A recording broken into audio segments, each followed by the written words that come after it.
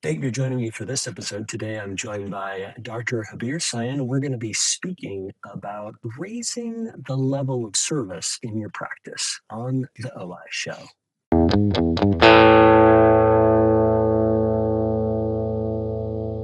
Thank you again for joining me. I'm delighted to get to be hanging out with Dr. Sian. It's nice to chat with you, buddy. Thank you for all you do in the podcast world.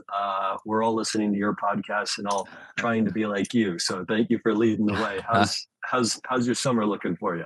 That's very kind, Dave. I'm very grateful to be here, and anytime I get to spend any time with you, I love it. I'm always trying to learn from you, man. So thanks for having me. Summer's been going well. I apologize to you as soon as I got on the camera with you about the shirt that I'm wearing. It feels like I'm in like Hawaii on vacation, but it's so hot. You were in the same part of the world. It's really warm out today. Yeah, it's beautiful. So it's beautiful. It's beautiful. But I had to wear a Yeah. nice loose baggy fitting shirt so I could feel kind of comfortable. But no, things are going well, man. Everything, knock on wood.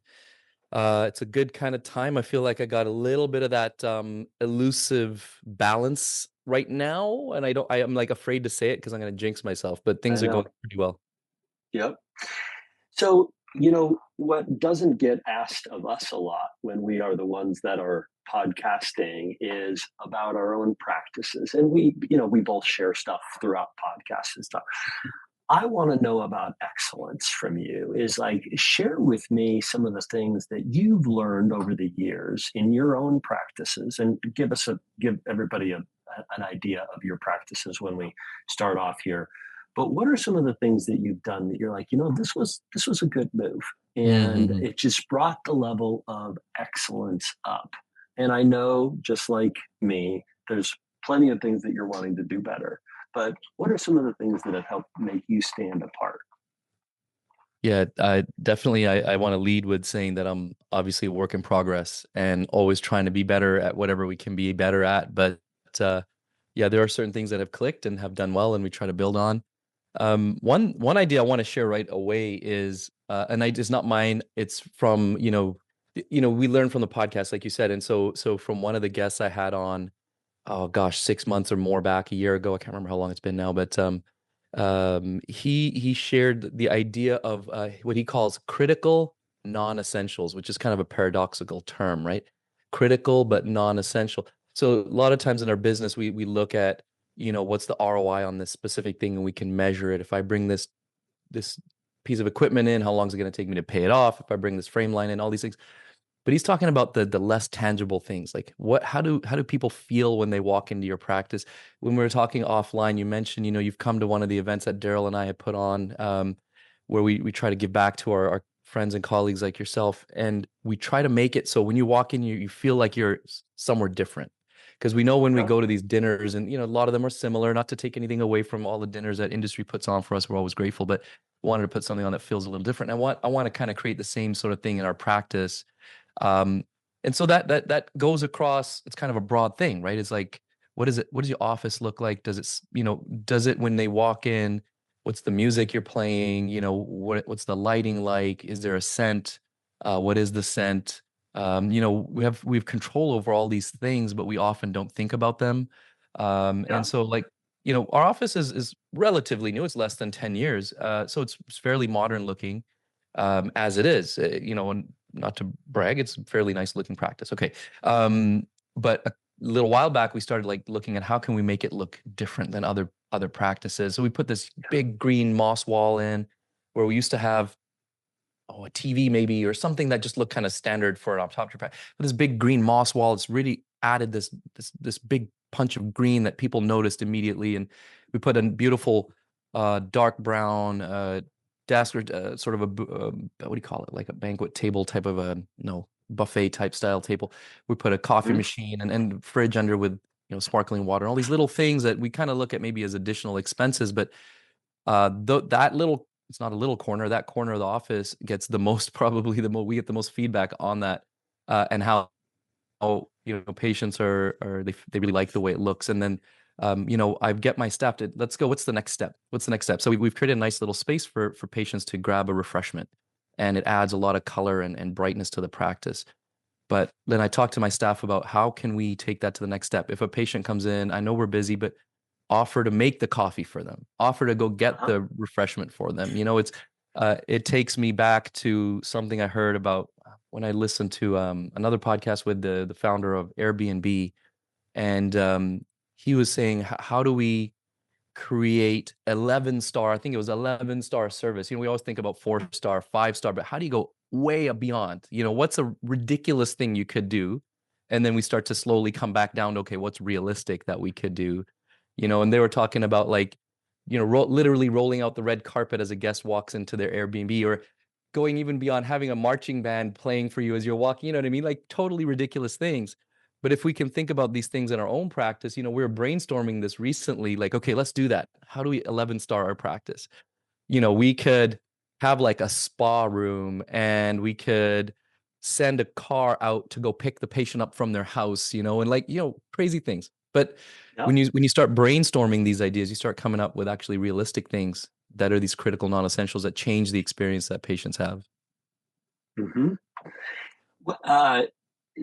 I like the ideas that are beyond extraordinary, like the crazy scenarios, uh, because they're the brainstorming ones that, like, okay, well, maybe we crawl it back a little bit, like, Yeah. so for some of our elderly patients, maybe having a car go pick them up, or a van go pick them up, or coordinating with something, like the things that you can definitely get to. Has there been any ones that have, in your brainstorming session, that your team has helped come up with?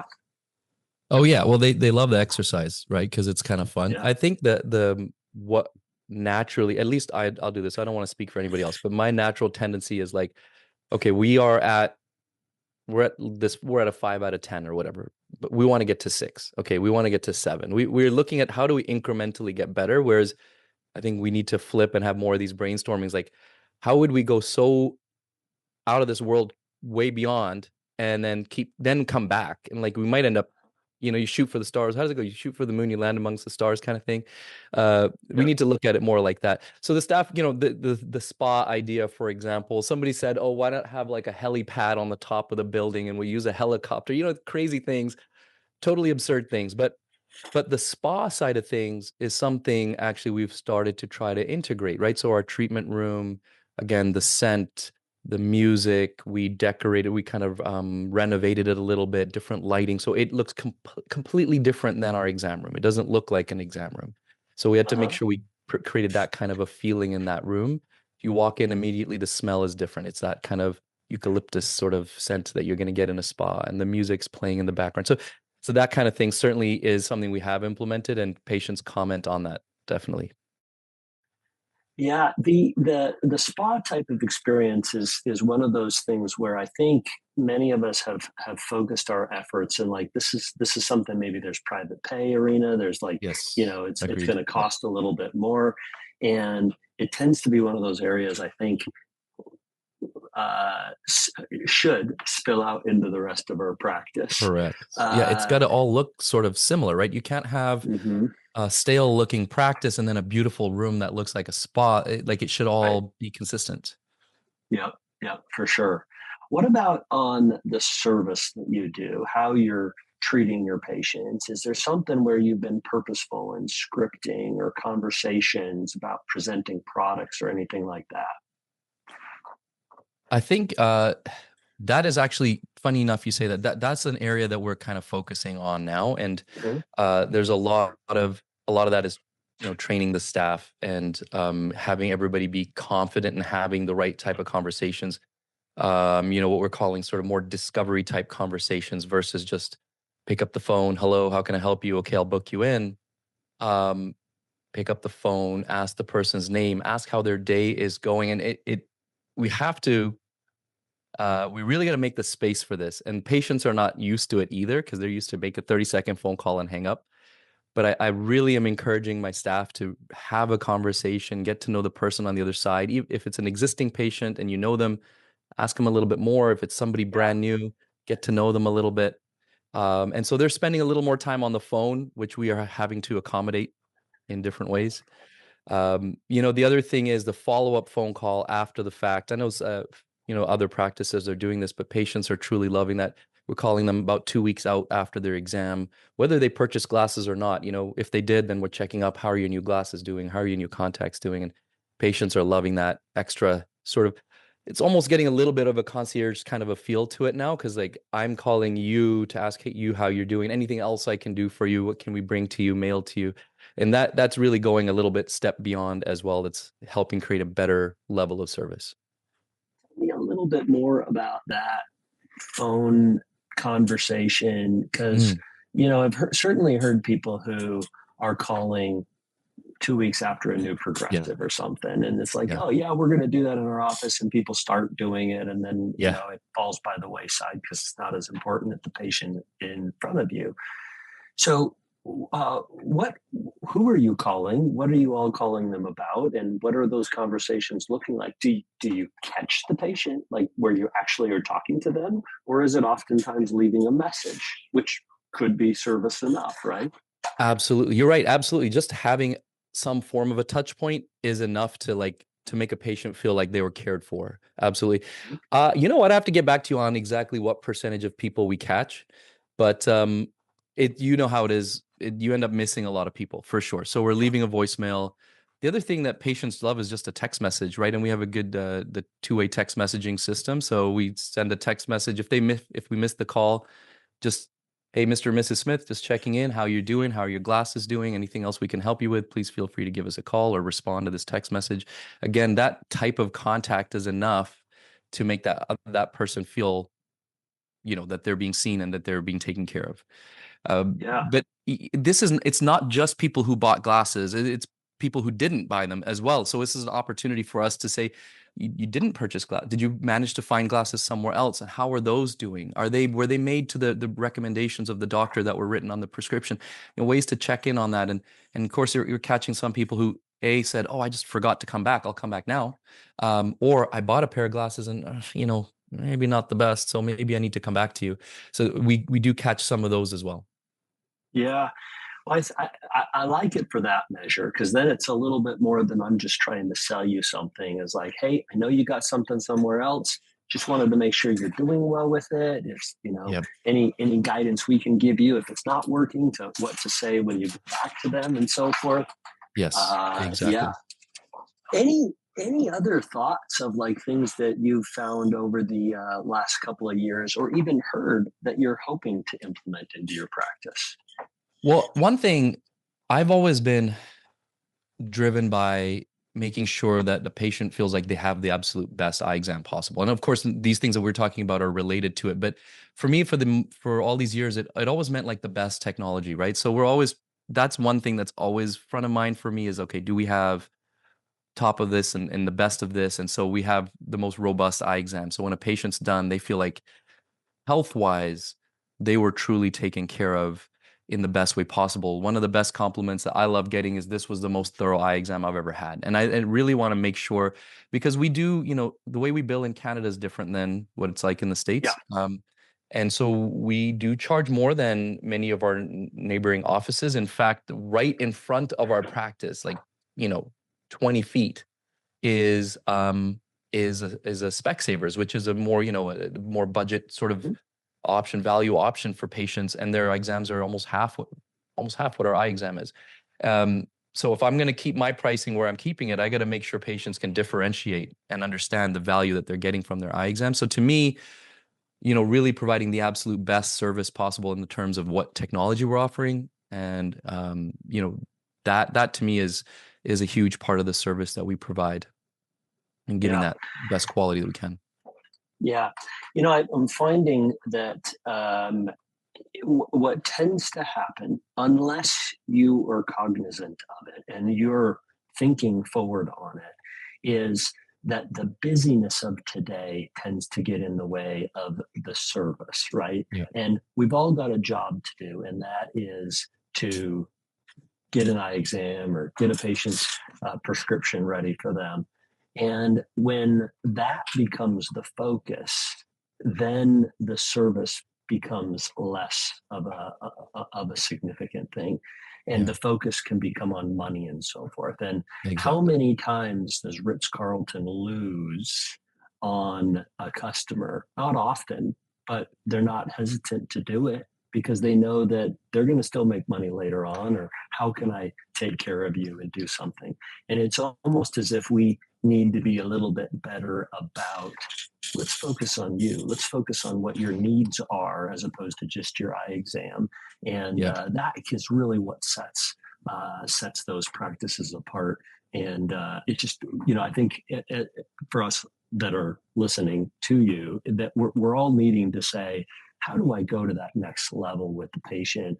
And I've been doing it for 20 years. And so it's kind of like, every day is a sludge of, Mhm. we can't be stuck in the mud. We've got to be stepping ahead if we're going to do something different. Otherwise, it's a commodity, right? And that's, Exactly right. Yeah. people could be getting it just as maybe cheaper somewhere else, and they might as well go there if there's no different to the service we offer them. The eye exam may be the same, but when we can bring in technology, when we can bring in service offerings to that other level, and then when we can do follow up at a level above, I like that. That's the one that I think stood out the best to me, is Yeah. the calling the patients back, whether they bought something or not, and Yeah. checking in on them.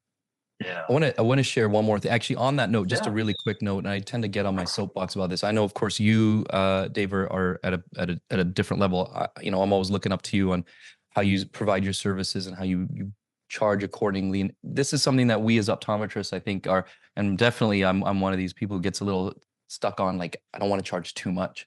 And the idea of too much, it's really about, are you providing the right amount of value for what you're charging? And I talked to my associates about this as well, like make sure we're billing correctly. And it's not because we want to gouge anybody or we're doing this just to line our pockets. It's like it's so that when you're sitting in the exam room one-on-one with the patient, you are able to give them your full everything Yeah. and not wonder if like you're getting compensated appropriately for the amount of care you're taking and doing this extra test and this test and this test. Just if you're getting compensated appropriately, all you care about is helping the patient, and that's it. That just never enters your mind. And when you're working in a setting where you're not being compensated appropriately, well, what are you trying to do? Let's get through this one. Let's do the next one. Let's do the next one. And then you're never going to be able to provide that same level of service. The one thing I wanted to, sorry, it came to me. You were asking, what about something else Yeah. I maybe heard on the podcast that I have not been able to implement? But a colleague of ours in Saskatchewan, who has this very big, busy practice, he took all the phones out from the front desk. He has no Yeah. phones at the front desk. And I love that. We have Great. not been able to, right? You get your little call center set up somewhere. And that means that your front desk you still have the front desk, but it's not there for the sort of traditional means. You're there to help patients, and that's it. And I love that idea too. Yeah. Well, having done that in our office, I You can have? say Okay. it makes a world of difference. I always say this: if you're an office who has people at the front desk giving patients the finger, Mm. and the finger being one moment, right? Yeah, not the other finger, But no. it sure seems like the other finger sometimes, right? Mm. is There's sure a level of service that you can give, and probably of no surprise to you, is I know that I wrote the book The Invisible Team, is we've been able to incorporate the help of our virtual concierge to help take care of a lot of those phone calls, which is has made our in-office team can survive, Mhm. as opposed to being so caught up in answering the phone and dealing with the behind the scenes.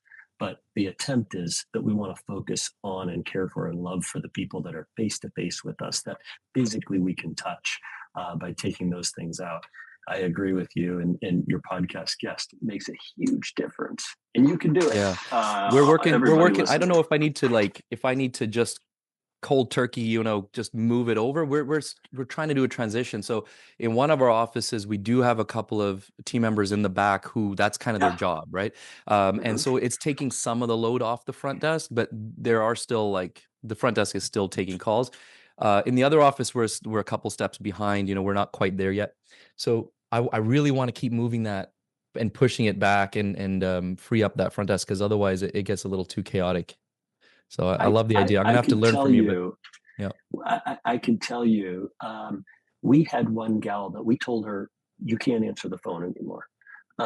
Like because she answered the phone most of all, and she was great at it. But we're Mm, just like, all your time is on the phone. Like, let's get you off. And so we're just like, you can't answer the phone. She wouldn't do it. She just wouldn't stop, even though there were wow. other people in the office who could. Uh, so we had to physically remove them Oh, wow. so she Okay. could not answer them.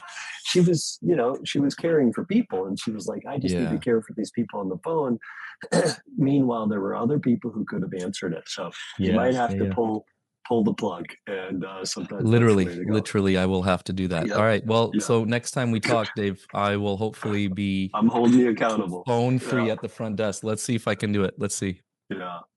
Well, cool. Hey, man, I appreciate your time. Anything else that you think that we need to add in here in closing on how to take care of our patients better? I think I think it's just a matter of a mindset shift for us in that really becoming service providers. I don't know if everybody wants to do it this way, but I would encourage you to try to create a different level of service and look at the concierge sort of model. Like you said, you referred to Ritz, what would, or if you take that Airbnb 11 star, like what could you really do Mm-hmm. differently outside of the box? And you never know what'll stick. Honestly, you never know. It might sound absurd. And then you say, well, actually, there's a version of that we could do. So I Right. really encourage everybody to do it. I will say, I you know like what? that. As I said, I'm a work in progress, but like it took me years of practicing to think of it that way. I used to think, well, I'm a medical professional. Well, I just need to provide my medical Mm-hmm. services. But it's not that we shouldn't provide excellent medical services. But if you are willing to look at it, do you understand part of our profession is somewhat of a retail service. So we always got to compete in that in a different way. So, anyways, I'd encourage everybody who's Yeah. listening to try to look at things a little differently. Yeah. Awesome. Well, I sure appreciate you giving some insight into this, my man. And Thank make you. sure to check out Habir's podcast. Where can people find you, buddy? Yeah, all the podcast channels. It's the 2020 podcast, so it's not the most original name, but like Optometric Mhm. Insights is a lot cooler. But the 2020 podcast or the 2020podcast.com. You find me on Instagram at harbirsian.od. I post a lot of stuff there too, so I'm all over the place. Great stuff. Well, perfect. Well, thank you for joining us for this episode. Make sure to like and subscribe. Stay tuned next time for great insights from Optometric Insights Media.